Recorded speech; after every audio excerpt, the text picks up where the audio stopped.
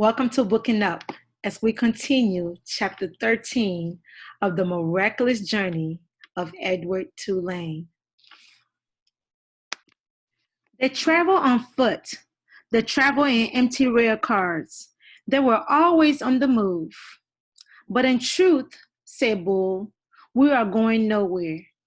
That, my friend, is the irony of our constant movement. Edward rode in Bull's bedroll, slung over Bull's shoulder, with only his head and ears sticking out. Bull was always careful to position the rabbit so that he was not looking down or up, but was instead forever looking behind him at the road they had just traveled. At night, they slept on the ground under the stars. Lucy, after her initial disappointment about Edward being unfit for consumption, took a liking to him and slept curled up beside him. Sometimes she even rested her muzzle on his china stomach. And then the noises she made in her sleep, whimpering and growling and shuffling, resonated inside Edward's body. To his surprise, he began to feel a deep tenderness for the dog. During the night, while Bull and Lucy slept, Edward, with his ever-open eyes, stared up at the constellations. He said their names, and then he said the names of the people who loved him. He started with Abilene, and then went to Nellie and Lawrence, and from there to Bull and Lucy. And then he ended again with Abilene, Nellie, Lawrence, Bull, Lucy, Abilene. See, Edward told Pellegrina, I am not like the princess. I know about love. There were times, too, when Bull and Lucy gathered around a campfire with other tramps.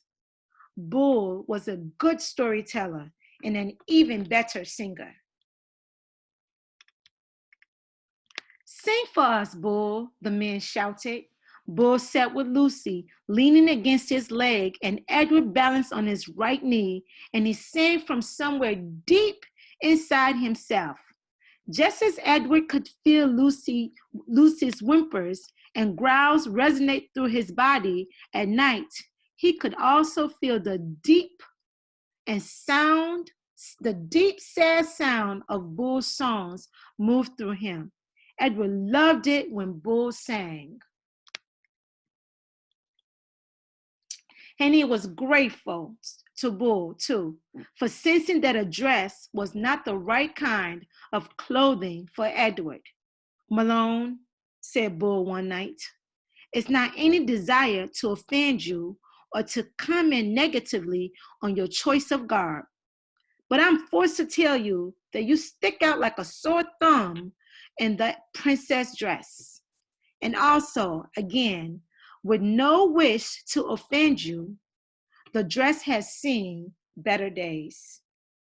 Nellie's beautiful dress had not fared well at the dump or in the subsequent ramblings with Bull and Lucy. It was so torn and dirty and full of holes that it barely resembled a dress anymore. I have a solution, said Bull, and I hope that it meets with your approval. He took his own knit stocking cap and cut a big hole in the top of it and two small holes on the side of it, and then he took off Edward's dress. Look away, Lucy, he said to the dog. Let's not embarrass Malone by staring at his nakedness.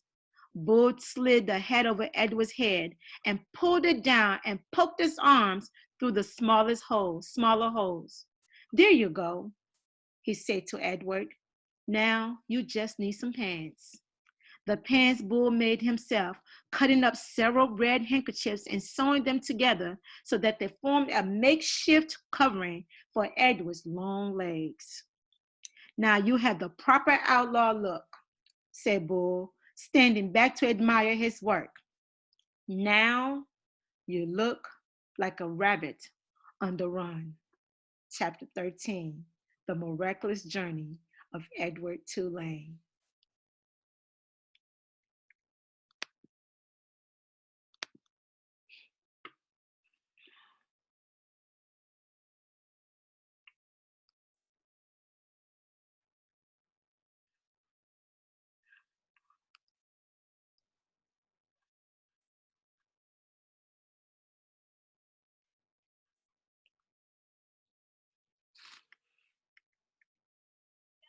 Come on down and use my computer.